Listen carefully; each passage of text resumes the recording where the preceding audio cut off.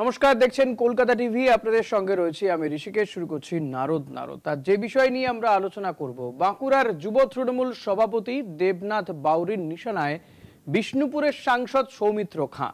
প্রকাশ্য মঞ্চ থেকে অপদার্থ বলে তোপ দাগেন দেবনাথ বাউরি। অভিযোগ, ভোটের পর আর দেখা মেলে না সাংসদের। উন্নয়ন তো দূরের কথা, তাই দেখা মাত্রই ঘেরাওয়ের নিদান দেন। বিজেপির কটাক্ষ, উন্নয়ন আটকেছে তৃণমূলই। এ আবহে বিরোধী শিবিরের অস্বস্তির ছবি। ডায়মন্ড হারবারে কেন্দ্রীয় মন্ত্রী সুকান্ত মজুমদার দিলীপ অনুগামীদের বিক্ষোভের মুখে। অন্তত অভিযোগ তো তেমনটাই। নির্বাচনমুখী রাজনীতিতে চড়ছে পারদ। দেখুন। অপদার্থ বিজেপি সাংসদ সৌমিত্র খাঁকে তোপ তৃণমূল সভাপতির। ভোট মিটলেই উধাও সাংসদ। বিজেপি সাংসদের দেখাও মেলে না, এলাকার উন্নয়নও হয় না। দুর্যোগের সময় সাধারণ মানুষের খোঁজ নেওয়াও দূরত্ব।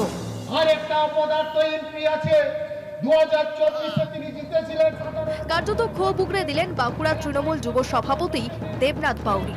প্রকাশ্য মঞ্চ থেকে নাম না করেই বিষ্ণুপুরের বিজেপি সাংসদ সৌমিত্র খাঁকে ঝাঁঝালো আক্রমণ।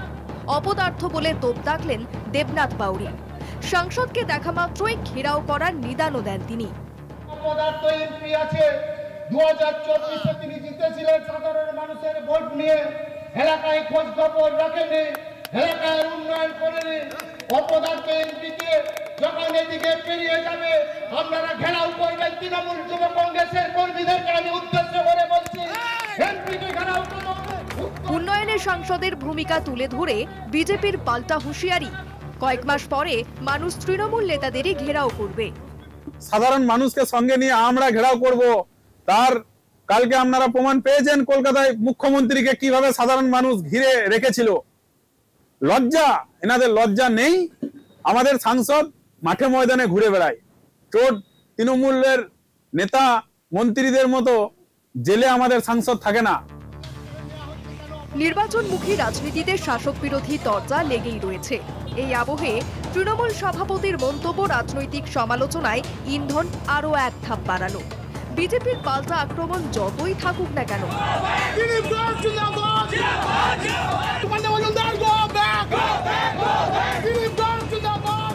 রাজ্যের বিরোধী শিবিরে ফাটলের আশঙ্কা নেহাতি উড়িয়ে দেওয়ার মতো নয়।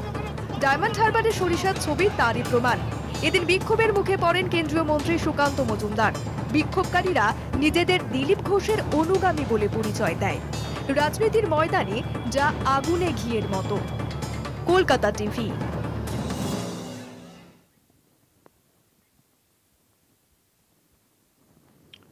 ভোট যত এগিয়ে আসছে ততই কিন্তু রাজ্যে এই রাজনৈতিক ভাবে যে পারদ চড়ছে, রাজনৈতিক ময়দান উত্তপ্ত হচ্ছে। আজকে আমরা এই বিষয় নিয়ে আলোচনা করব। আমাদের সঙ্গে রয়েছেন বিজেপি নেতা দেবপ্রিয় বিশ্বাস, রয়েছেন তৃণমূল কংগ্রেসের পক্ষ থেকে বিপ্লব দুবে। আপনাদের দুজনকেই স্বাগত জানাবো। আমি বিপ্লবদা আপনার কাছে আসবো। যে তৃণমূলের যুব সভাপতি, তিনি বলছেন যে সাংসদকে দেখলে ঘেরাও করো, ঘিরে রাখো। এক্ষেত্রে তার অভিযোগ যে এলাকায় তো উন্নয়নই করে না, এলাকায় আসেন না। কিন্তু কোথাও গিয়ে কি তিনি সাধারণ মানুষকে বা তৃণমূল কর্মীদেরকে আইন হাতে তুলে নিতে বলছেন? না, অ্যাকচুয়ালি এটা অন্যভাবে দেখুন। দেবনাথদা দেবনাথদা একজন সাধারণ মানুষ। অ্যাকচুয়াল বিষ্ণুপুর লোকসভা সাধারণ মানুষের যে মনের মধ্যে ক্ষোভ এমপির ওপর, বা বিশেষ করে বিজেপি সরকারটার ওপর, সেই মানুষের ক্ষোভের বহিঃপ্রকাশটাই অ্যাকচুয়াল মানুষের কণ্ঠস্বরটাকে দেবনাথদা মানুষের কাছে তুলে ধরেছে।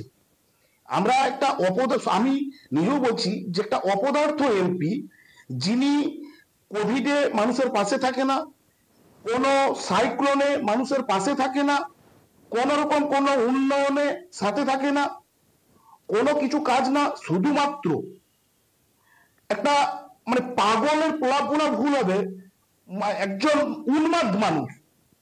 আপনি দেখবেন ওনার বক্তব্য, ওনার ভাষণ, উনি ওনার দলের বিরুদ্ধে কখন কি বলে নাকি বিরোধীদেরকে বলে উনি নিজেও জানেন না।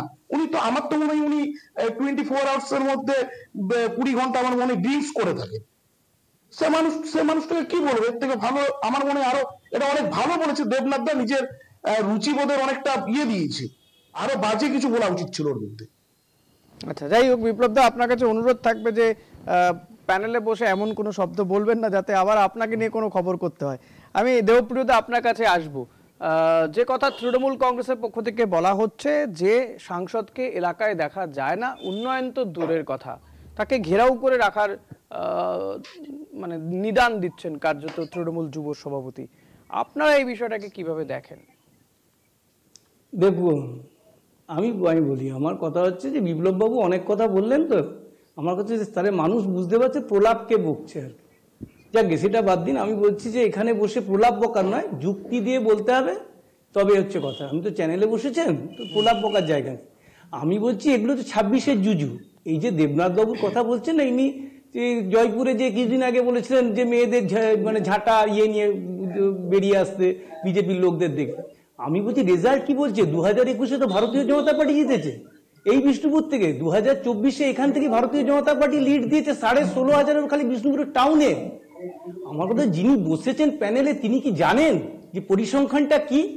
তারপরে আমি আপনাকে বলি, আমার কাছে উন্নয়নের কথা বলছেন, প্রত্যেকটা ওয়ার্ডে আছে। আপনার কথা হচ্ছে খালি বিষ্ণুপুরে, আপনি গ্রামে গঞ্জে যান, কমিউনিটি হল এত কাজ করতে না দেওয়ার পরেও সাংসদ তহবিল থেকে কমিউনিটি হল হয়েছে।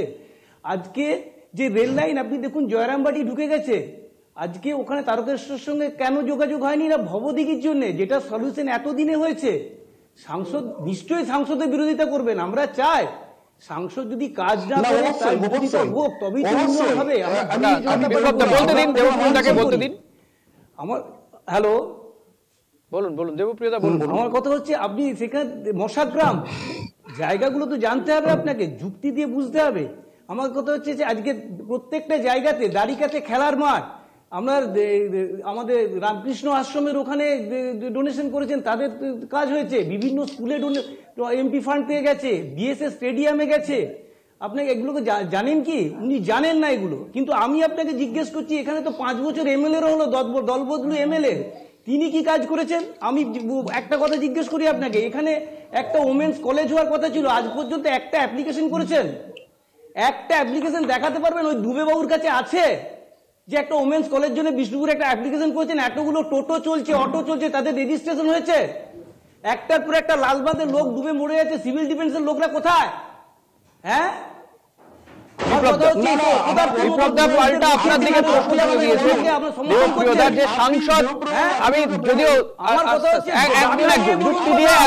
একসাথে দুজন কথা বললে কারো কথা শোনা যাবে না। দেবপ্রিয়দা কথা শুনেছি, বিপ্লব দা আপনার কথাও শুনবো। বিপ্লব দা আমি আপনার কথাও শুনবো, দেবপ্রিয়দার কথা শুনেছি, আপনার কথাও শুনবো। আমার বক্তব্য, বিপ্লব দা যে কথা বললো তার মধ্যে আমার একটা জায়গাতে প্রশ্ন, বলতে দিও নাকি? না উনি বলবেন, নিঃসন্দেহে বলবেন। দেবপ্রিয়দার কাছে আমার একটা প্রশ্ন থাকবে যে দেবপ্রিয়দা, আপনি অনেকগুলো কথা বললেন, স্টেডিয়াম, আপনি স্টেশনের কথা বললেন, আমার বক্তব্য কমিউনিটি সেন্টারের কথাও বললেন, কিন্তু এই কমিউনিটি সেন্টারটা একেবারে সাধারণ মানুষের, গরিব সাধারণ মানুষের কতটা হেল্প করে এটা আমার জানার খুব ইচ্ছে। কমিউনিটি সেন্টার হয়তো অনেকেই করছে বা করেছে, অনেক সাংসদ বিধায়কও করেছে, কিন্তু আমার বক্তব্য এই কমিউনিটি সেন্টার কতটা একেবারে সাধারণের উন্নয়নে কাজে লাগে।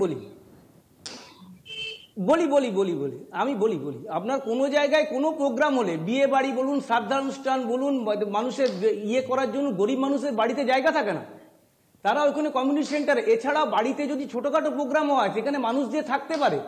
এছাড়া আমার কথা হচ্ছে যদি কোনো এই যে ডিজাস্টারের যখন হয় তখন আমার কথা কমিউনিটি সেন্টার দরজা খোলা হয়, কমিউনিটি সেন্টার কাজে লাগে না? একদম প্রান্তিক মানুষের জন্য কমিউনিটি সেন্টার। আপনি বলছেন কমিউনিটি সেন্টার কাজে লাগে না? প্রান্তিক মানুষের জন্যই।